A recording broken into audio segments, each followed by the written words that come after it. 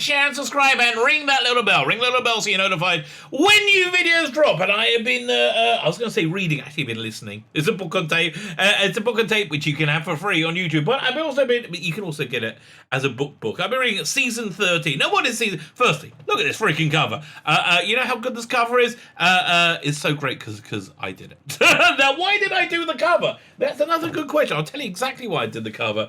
Because season 13 is a sequel to season 12, which is a continuation of Doctor Who, an unauthorized continuation of Doctor Who, which acknowledges and sidesteps the Jodie Whittaker years, and we're back with a really authentic Capaldi Doctor. It's a really, really good piece of work. It's written by Alex Lees, and I again, strong recommendation for me. I adored season 12, which was the book before this, because I just felt like I was experiencing a seasonal Capaldi Doctor, and it very, very organically great. So my reviews are on my channel. Go check them out. Before we get into it, can you hit the like button? That'd be fan-freaking-tastic. I do like to be liked. Can you hit the share button? Even more fantastic. If you can imagine something. Fantastic. So like, share, subscribe. Please hit the subscribe button. Why do I want you to hit the subscribe button? I don't know. I just do. I do want you to hit the subscribe button. Like, share, subscribe, comment. Go check it out and comment on this thing, because it's really very, very good, right? It's it really took me by surprise how good I thought it was. So yeah, I said everything. Like, share, subscribe, comment. Yeah, that's everything. We're good. We're covered. So what is it? So season 12, as I said, is a book that acknowledges Jodie Whittaker years and sidesteps them in a really intelligent way, really clever way. So season 12, interestingly, is doing what Doctor Who is doing right now on TV, in that it has an umbrella season. The difference, other than it's Capaldi, is this is a much cleverer book, right? Well, again, season 12, also season 13. It's a much cleverer book, but it had an arcing story structure, very similar of the universe, universe falling apart and oncoming calamity, right? It did.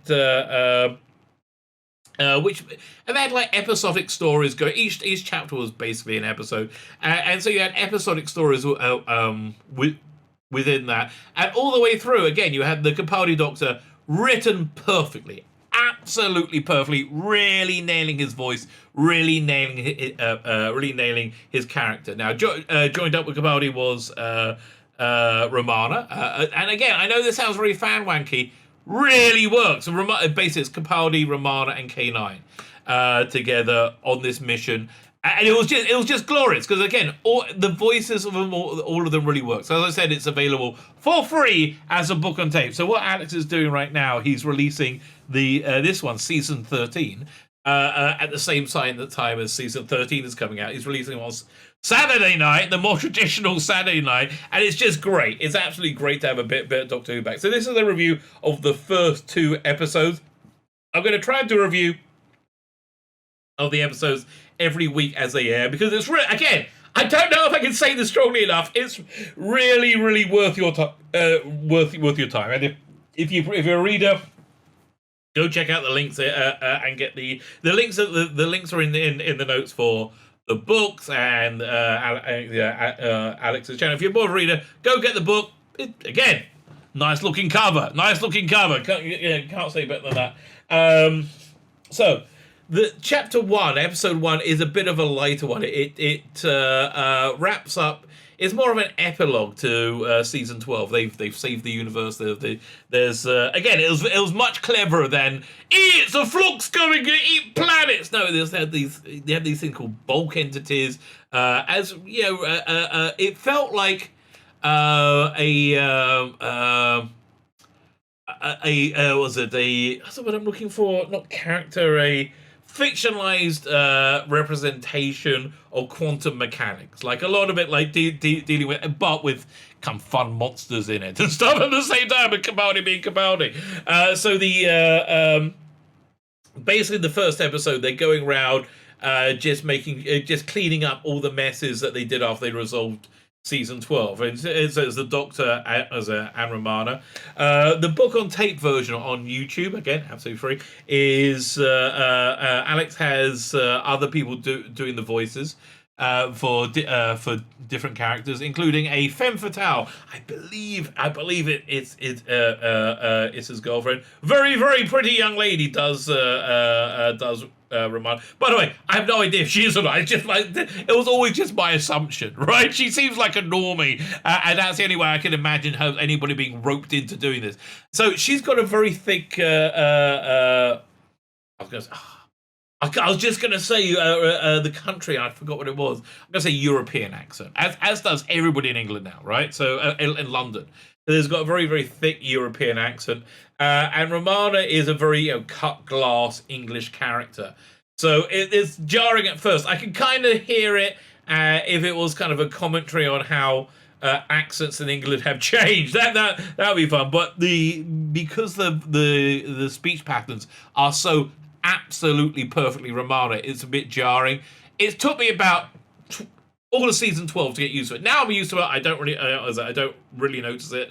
Again, as I said, you can just read the book if you're around. So the story opens up with them basically traveling around, cleaning up all the messes that was done by the universe falling apart in season 12. And then Romana says, listen, I want to go somewhere that's not Earth, right? I want to go somewhere absolutely not Earth. And then Alex does something really clever, which I absolutely love. It shows the Doctor not being good, right? Doctor being naughty, Doctor being fallible. Says, absolutely, I'll take you for the furthest place from Earth possible. So it takes them to this other universe, which has been contaminated, I would guess, by knowledge of the Victorian era. So we got lots of Victorian aliens being Victorian and alien. The best allegory I think I can do to compare it to is if you ever read Nemesis the Warlock. That was drawn by Kev O'Neill at first, and then they brought in another artist, Brian Talbot, to draw it when it changed tone. And they had like a whole storyline was set on pretty much identical world, right? The aliens sound reasonably similar to that depiction of it, but I love the steampunkiness of it, right? So I'm getting the feeling that this season's also going to have an overarching thing. I think it's going to be Capaldi and Romana in this Victorian era steampunk world, which is awesome. I'm absolutely loving it. Romana is pissed off as anything. Said, I wanted to go away from Earth. Well, this is Earth. And it's like he's telling the truth, but he's lying. Excellent, right? Really good. And again, the interaction between Romana and Capaldi's Doctor, so authentic. So incredibly authentic. So the second episode, a lot more happens in it. It's a lot more in depth. And again, you can imagine this as an episode of Doctor Who on TV. I'm not sure if the entire season is going to be in this setting. Certainly the first, second, and looks like the third episode as well. So this is much more of we're riffing off Murder on the Orient Express, like Agatha Christie, that sort of thing, when he's led to a museum looking for a MacGuffin, as I recall. Led to a museum looking for a MacGuffin, and he ends up in this dinner party with an explorer. I'm not sure. I think he might have brought in a third voice, at this point for the posh British people. So this guy, his explorer, he's found this scarab MacGuffin thing, and it's been like Tutankhamun's curse. Everything that has gone terrible ever since he's found it, and he needs to go back there. And so he's the dinner party that the Doctor's at with a bunch, again, very like Agatha Christie in space, Victorian era, Capaldi, Romana. I don't know what more I can say to recommend it. So all this stuff is stuff I adore, right? So he's at dinner party, and then the MacGuffin, this scarab. So I don't want to spoil it for you. So daring do happens, and we're ending on a cliffhanger, very much keeping us in this world. So listen.